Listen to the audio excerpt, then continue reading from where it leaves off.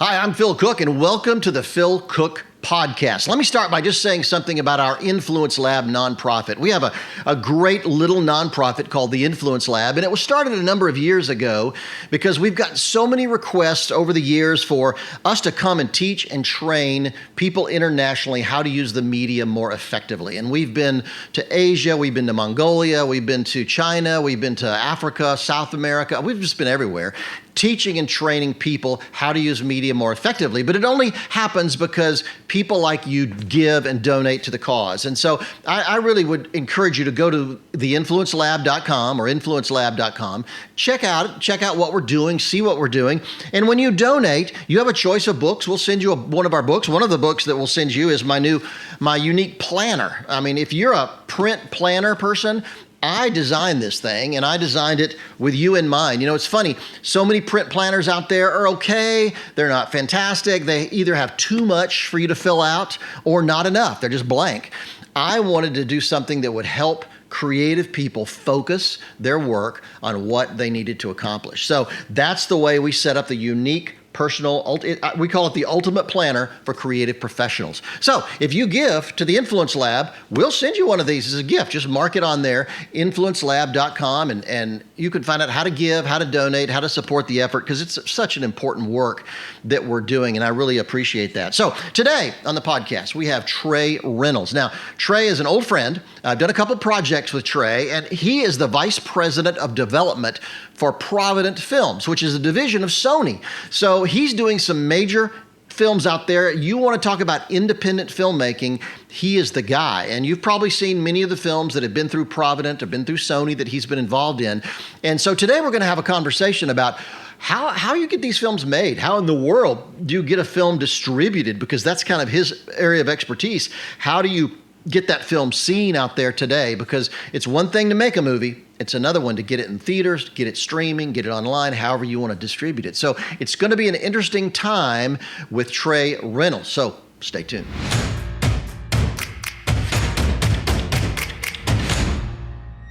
Trey Reynolds, thank you so much for being on the podcast today. I'm super excited. You know, we've worked together a number of times over the years. I've seen your career really take off and grow. Tell me a little bit about where you've come from. How did you get in the business? How did you make your way to, Sony Provident? How did you get there? And tell me a little bit about your background. Yeah, well, first of all, thanks, Phil, for having me on. I feel like I'm kind of what most people are. I grew up blue collar in Alabama back in the 90s when I was going through college. I really wanted to learn how to make movies and get in the film industry, but I'm kind of tucked away in the buckle of the Bible Belt down here in the South, and there were no film schools at the time. So you basically had to be at UCLA, USC, or NYU, or go on the major epicenters. And I just didn't know how I was going to get there. I won't bore you with all the details, but I feel like some doors were open. I was able to go to film school at Regent University in Virginia Beach. And then from there, I just was like, how do I go make movies? How do I do this? I kind of got a little bit of skills of how to run a camera and how to write a script, and all the kind of basic kind of fundamentals, but you're still very green coming out of school. And went to work got offered a job working at a mega church of all places, doing video production. And the first day on the job was 9/11, 2001, 9/11. Wow. And I tell that because one of the guys on staff at the church actually lived in Pakistan and Afghanistan all throughout the 90s as a missionary. And so he had a huge heart for that area of the world. And immediately we started cobbling together businessmen. We had heads of hospitals. I lived in Memphis at FedEx, had their world headquarters is there in Memphis. And so we had like shipping and logistics VPs, and we cobbled together, just basically started sending teams over to Afghanistan, this war-torn country, to like start meeting with their government and try to figure out what to do. And that was kind of like, I had a camera, I had a passport, and they were like, hey, you're going to go document this. So I just learned really quick on the job of like how to shoot, like how to do audio in the field, like how to come back and edit and try to tell a story of what's happening. And so that was kind of my beginning of my real film school, I would say, of starting to do these like short nonprofit, documentary type videos. And that grew into, after a while, I started getting a lot of questions about, hey, can your guy that does this at your church, can he do this for us? Or this nonprofit reached out. And so I started getting requests to do these outside jobs, which turned into me leaving that job and starting my own full service production company. And I did that for 10 years. A lot of client work, everything from your mom and pop stuff all the way up to clients like FedEx and Coca-Cola and some big guys. And but my heart was always to do feature film, like long format narrative feature film. But you start with what you know. I did documentary stuff. I did some sports stuff with some universities, which turned into doing some national broadcast things with CBS Sports, which was a ton of fun. And I loved doing that. Kind of got stuck in that sports world for a little bit. But I sold my company and was kind of just an independent for a little bit. And my wife and I, we had 3 small kids, and just said, hey, I got into this because I want to be doing feature film, television work that has heart, that has meaning, that has purpose. And so kind of drew a line in the sand, moved my family to Nashville about 8 years ago. And for the last 8 years have really just been working my way up in feature film work, which eventually landed me a job. Did work with the Kendrick brothers and the Irwin brothers, who have some of the most successful films in the faith film audience area. And that kind of landed me into a job opportunity running Provident Films. And I've been here for 4 years. During my time here, we've navigated COVID like everybody else, but produced 2 movies, one called Blue Miracle that starred Dennis Quaid, that we were hopeful for a big theatrical release, but when all the theaters and things were shut down, we ended up selling that to Netflix. That came out on Netflix last Memorial Day. Yeah, Darren Mormon, the producer, has been a guest on my podcast. We talked about that earlier this year. So yeah, that was a terrific movie, actually, really good. It was a special movie. It's a special story. It was just a ton of fun to make, and and it has performed like gangbusters on the platform of Netflix. So it just really reinforced, hey, we can go make great content that connects with an audience, even around the world. Yeah. And so, and then we released another movie called Family Camp with Roadside and Lionsgate earlier this year. It's now on Amazon Prime. If you want to check that out, it's a good, fun family comedy. And we're just out there, swinging and chopping down trees and trying to find great content and get it out to the marketplace. So would you say that Provident is a niche distributor? What kind of stuff do you focus on? Yeah, I mean, Provident, it's interesting. It's one of the main questions I get. So Provident Films is a division of Provident Entertainment Group, which is actually under Sony Music. Okay. And Provident is the Christian gospel music label of Sony Music. So basically, if you hear a Christian song on the radio or even worship song, maybe in your church, more than likely Provident might have their hand in that. Okay. And about 15 years ago, the president of Provident got a movie called Facing the Giants from Alex and Stephen Kendrick, asking to license a song for their movie, this little church movie they made. And that turned into, hey, instead of just giving you the license to the song, how about we go take this over to Sony Pictures and see if we can do a distribution deal, which they did. And if you follow those guys, you know that It was very successful. It's turned into multiple movies. And so that really got Provident in the movie business. And now 15 years later, we're still kind of financing movies, producing them, doing distribution, marketing, kind of everything through the pipeline. We can do it all, or we can, just kind of play a kind of a role in certain films. And And my job is to find the needle in the haystack, basically like sift through all the scripts, the pitches, talk to producers and writers and director, and try to find the films that kind of fit our DNA of like we're serving a faith audience. Yep. And so we're looking for, very on the nose faith content, or just inspirational content, that kind of shows good triumph over evil, and somewhere in between is kind of where we're looking for things. So for a filmmaker, where should the distributor come into the process of making a film? At the beginning, in the middle, at the end, should I bring you a finished film? Where's the ideal place for someone to engage with a distributor when you're making a film? Yeah, I think ideally, I mean, this doesn't happen all the time because distribution is a huge pain point for most filmmakers. But the ideal scenario is when you go out to pitch your film for financing, you're also pitching for distribution at the same time. I mean, the ultimate, I would say, scenario is if it's Sony Pictures or Universal or like a big major studio that has a major distribution pipeline, right, joins your team and either finances it. They have equity, investment that then they want to run it through their pipeline. That's the ideal scenario that everybody's shooting for. But obviously that doesn't always happen that way. Yeah.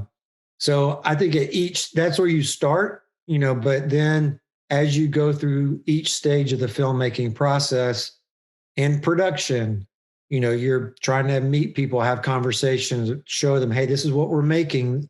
We would love to bring it to you when we're finished, and then even in post-production, same thing. You're saying, hey, we're working on this. This is where it's coming. And then obviously in that post-production process, even maybe right before you picture lock it, if you have some type of materials that you can use, almost like you were doing when you went to shop it for investors, if you found the money, you started making the movie, I would put some materials together that, whether it's a sizzle or a trailer, things like that you could put together to show, hey, this is what we're working on. We're getting really close. We're looking for a distribution partner. That's a really great spot as well to try to find.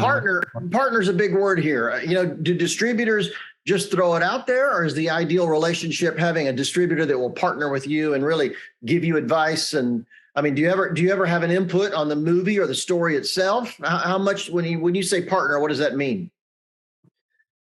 Yeah, I think it depends on how early on you get them in the process, and how much, there's always the deal of the movie's finished and you're shopping for a distribution partner, but basically they're going to take it, put it in their catalog and go put it in the United States and all over the world and try to make you as much money as they can. And at that point, the further along the process, the less that they can kind of speak into it and change the creative or things like that. I would say most of your, if they're not putting financial equity into it, the distributor would kind of come in during that post-production process when they see, let's say a rough cut or some type of, version that you're ready to present to them. And they know the market better than anybody because they're the ones out putting movies in front of people, and they have the data to show, hey, this is working, this is not working.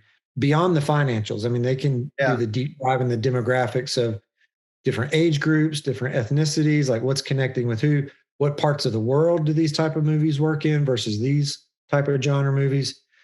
So then they kind of come in and they can really help you hone in your edit that works best through their platform. I'll give you a good case study on that, Phil, is when we did Blue Miracle, that we eventually sold to Netflix, we had essentially finished the movie, but we haven't found a distribution partner yet. So we haven't done all the deliverables and the output. So when Netflix came on board and said, we'll do it, they gave us about 5, 6, 7 notes on the cut of the movie. It said, hey, if the best example was right at the beginning of the movie. We had a little bit of a scene where the main character goes and finds this orphan kid who's kind of run away and brings him back home.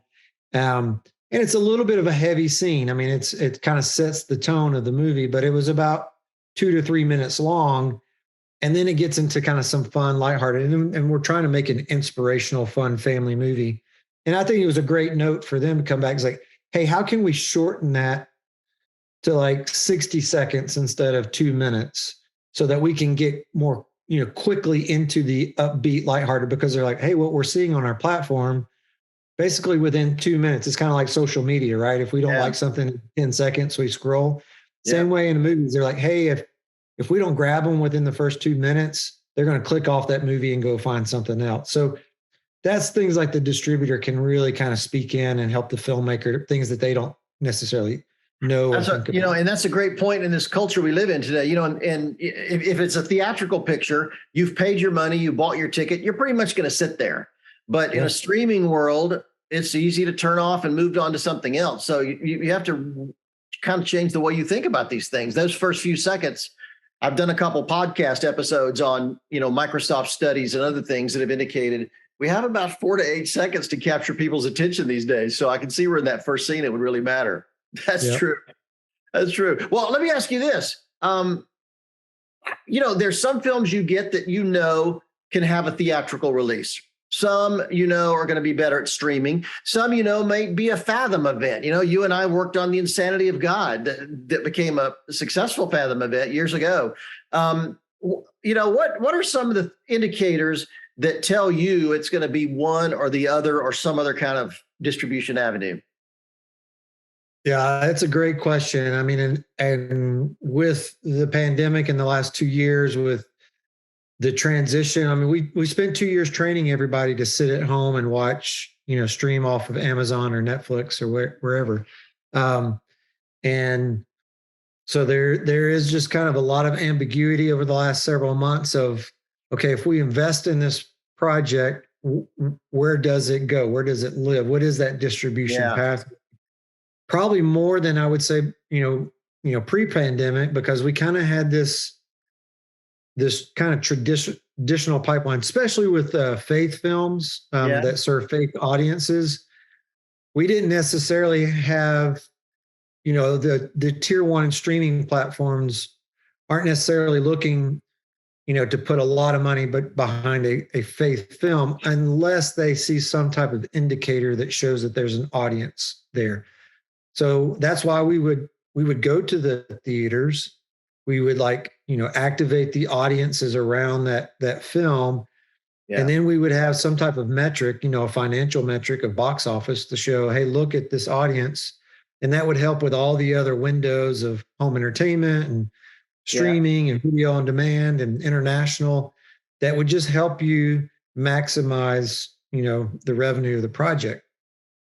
And I would say even now more than ever, we have to be even more wise or sniper like on what are the things about this particular film that either give us confidence that we can still go that theatrical route, or does this need to go to the streamers? And if you pick one or the other, then that comes with another set of kind of like boxes that you need to look at to check that would help incentivize a streamer to take it on or not. And that's where I think we spend a lot of our time doing that. And that's where I think your audience would glean a lot of information from of like even before you pick the type of movie that you want to work on or go finance, you kind of got to find out what is your distribution pathway? Where do you hope it lands? So that you can kind of narrow down, maybe you have like 4 or 5 film ideas. You can be like, well, this one down here checks all these boxes for it to be a streaming deal, or it checks the boxes that could be a Fathom event or a limited theatrical. And then that's what you go chase because you have a nice, very clear distribution pathway. Well, we learned with Fathom that you pretty much have to have the ability to march the troops out to see the project yourself. If you're affiliated with a big organization or you have access to a big audience, that can drive them out. Otherwise, it's tough to make a Fathom event work, it would seem like. Is that pretty accurate? Yeah, I mean, because you have to go pay to activate, audiences. Yeah, And when you don't have millions of dollars or tens of millions of dollars in a P&A budget, marketing right. budget to let everybody know, to cut through all the noise of social media and get influencers talking about it and run all the ads on all the like high traffic websites. When you just don't have those dollars, like how are you going to get the audience to know? And you need to have some type of built-in audience that you can have access to at relatively low cost, That's really good. um, to go Now, watch your film. let me ask you this: when I'm looking at Amazon Prime and I'm flipping around to movies, there's some movies that they charge additional to watch that movie. Does that mean they accept some movies that they may not like or care about being part of their system, but if people are willing to pay for it, they'll put it on their platform? Is that an option for some people? How does that work? Yeah, are you talking? I assume you're talking about not TVOD, transactional video on demand, versus not PVOD, No, premium. no, like Amazon Prime, they have movies on there that even though I'm a member of Amazon Prime, I still have to pay extra to see that movie. Right. Is that something that they'll take your movie, but they're not taking a risk on it? They'll make you, raise the money for it through say additional sales. I don't know. How does that work? Yeah, I would, if you're old enough like you and I, it's basically like Blockbuster. Okay. It's the old model of like, they call it EST or TVOD, Yeah. electronic sell through or transactional video on demand. And that's iTunes or, on Apple TV or Amazon, Google, Vudu. They're kind of the primary places where you can go and basically rent a movie to watch, or you can purchase it, to own. And those, your distribution partner, that they will make that happen. There are some aggregators out there where you can, independent filmmaker can go put their own film, on Amazon if they want to. Think of it like a product. If you wanted to sell on Amazon.com for a T-shirt or something, Sure. you can upload your product, create a page, and people can buy it from you. Similar concept, just on the movie side. Well, I was talking to someone the other day that has almost 1 million social media followers, and we were thinking if he could take the independent film that he just produced and just make it available to those guys, it wouldn't take a lot to get the money back for a film like that. So No, that's fantastic. That is a model, that even we are looking at. Let's just say 5, 6, 7 years ago, yeah, when everybody was still watching DVDs, right? yeah, We had a very strong home entertainment kind of direct to DVD model, business model, where even Disney did this. Everybody did this back in the day, where they had their premium tier 1 films that they spent a ton of money on and took it to theaters and stuff.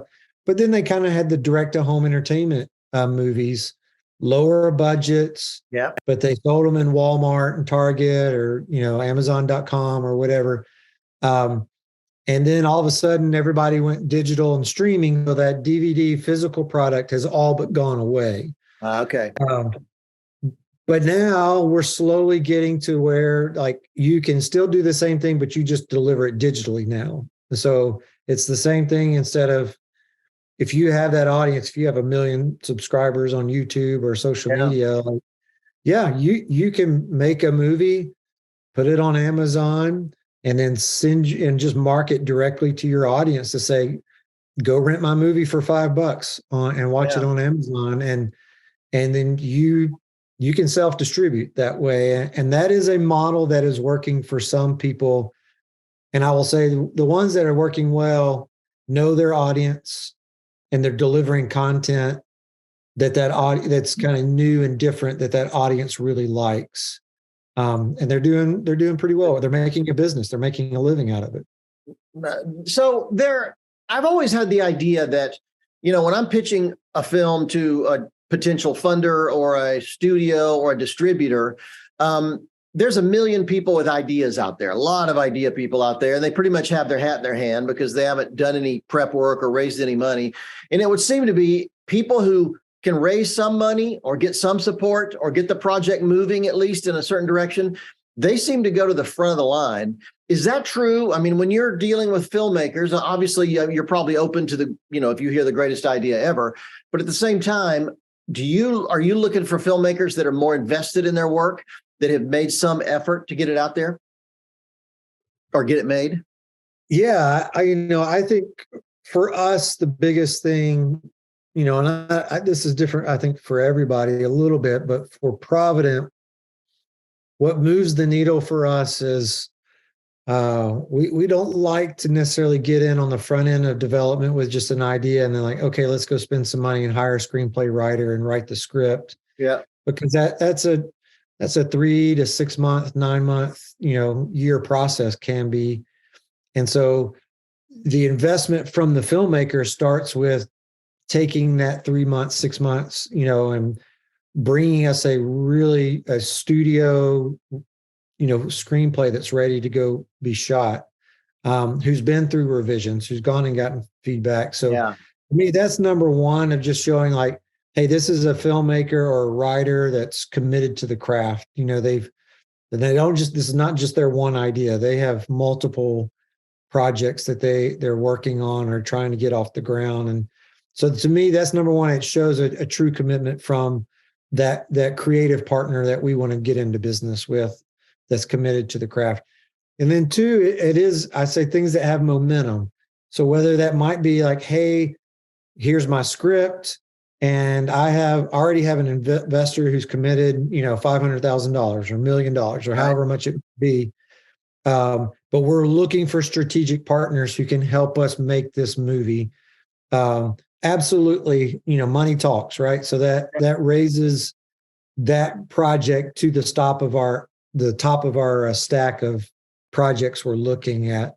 And I would also add, like, it's not necessarily always money, but it's the business model, right? It's does your film have another interested partner, financial partner that brings value beyond just writing a check? Like you said, is a ministry organization, or maybe it's based off of a book whose the author has a big following.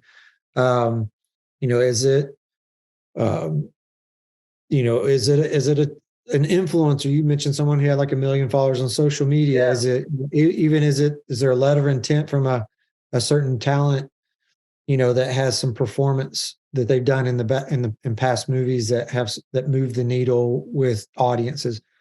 And it's just kind of those of like, especially again, when it looks at faith films, we're not necessarily we're competing with Avengers. I mean, we're competing with $100 million movies.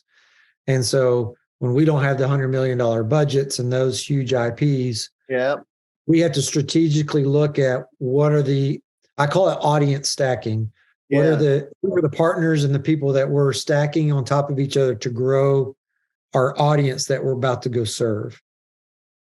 So you're telling me basically that the days of me making a movie and expecting a distributor to pick it up and me not have to do any work are pretty much over. I mean, we as filmmakers, we have to be marketers.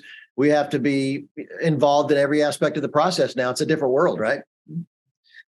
Yeah, I 100%. I mean, not that it doesn't happen, because it still does. You have your outliers. Right. But more often than not, your distributor wants to know, what are you as the filmmaker bringing to the table beyond the movie? What audiences are coming along with your film, because they're fighting for eyeballs. There's more content being made than ever before, as you know, and people are doing the doom scroll every day and, and floating like, what's going to make them stop and watch your movie on that platform? And that's what your distributor is worried about, because that's what incentivizes them, is like, I'm trying to get as many eyeballs on my platform as opposed to that other platform. Yeah. And what audience are you bringing me beyond just this great movie that you've made? That's fantastic. Okay. Well, let me ask you this. Last question here. If there was one thing you wanted to get across to filmmakers, what drives you nuts? What's the thing that you would like to change about what people are bringing you, or how they bring it to you, or how they come prepared or not prepared? If there was one thing you could tell filmmakers out there that would help them really get positioned better for getting a distribution deal of some kind, what would you tell them? Yeah, I mean, if you're a person of faith, I always say, obviously, spend a lot of time with the Lord and follow God's direction. Put some people around you that can give you some nice wisdom.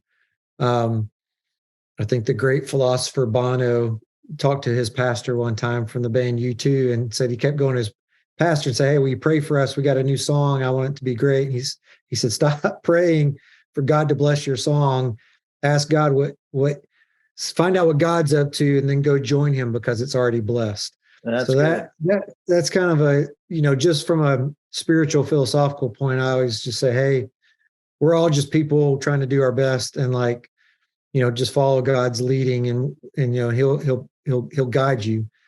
But he also tells us to be expert at our crafts, right? I mean, there's a lot of scripture and wisdom of um, I don't want myself or you or anybody else who we want people to be successful. We don't want people to be singing at open mic night in the local club for two people. I mean, I want people to make a movie that hundreds of millions of people watch it around the world, and it makes a huge impact. And so, to your advice, in order to do that, I think we have to become,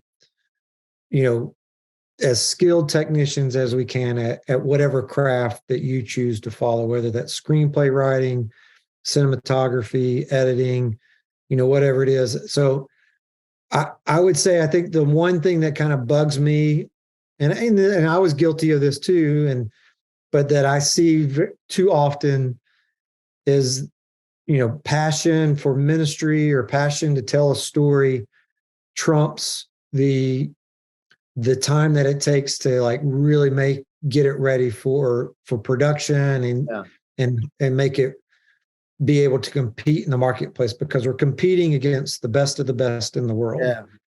And we got to have that passion. We got to have, that's got to be there, because these are long movies that take a long time to do. And if you're not passionate about it, you're going to burn out and stop. That's good. I've always said that how you tell a story is just as important as the story you tell. So how well you tell it, how, the quality level, being a master of what you do is so incredibly important. Well, thanks. Hey, this has been fantastic. This has helped me, because as long as I've done this, I've had questions about distribution, and I've wondered about how to do it, where to do it, and who to do it with. And it's a real challenge for filmmakers today. So, and part of it is, there's so many options today. It used to be there was just one way, and that was with major studios. But now it's almost too confusing, even though there are more avenues and more possibilities. So your insight really, really does make a difference. Well, I was going to say, I mean, I would everybody who's starting on a project or writing a screenplay, or maybe you have a screenplay and hey, or you got a documentary idea, or just ask the question, where is this going to live? What is that distribution pathway? And then be realistic about what that could be. Not everything can be a theatrical release. Not everything can be a Fathom event. And so once you're realistic with that, then really do a deep dive on okay, how do I position this movie in such a way that gives me the best chance to get the best distribution I can? Awesome. Hey, Trey, thank you so much. You've been very, very helpful, very insightful, and I appreciate it. And I don't know, I may have you back for part 2 sometime. This is really good. These kind of interviews really get me inspired. They make me want to go out and produce something. And I've got a whole list of things we're working on at our team at Cooke Media Group. And I would encourage you to go out and make a difference out there. Do something. I taught a class to some creative college students the other day. And one of the students' question was, my struggle is actually sitting down and starting. He said, I have plenty of ideas. I have plenty of projects. I have things I should be doing, but actually starting is so important. And I'll tell you, there's no magic button, no magic pill. What I do is I put it on my calendar.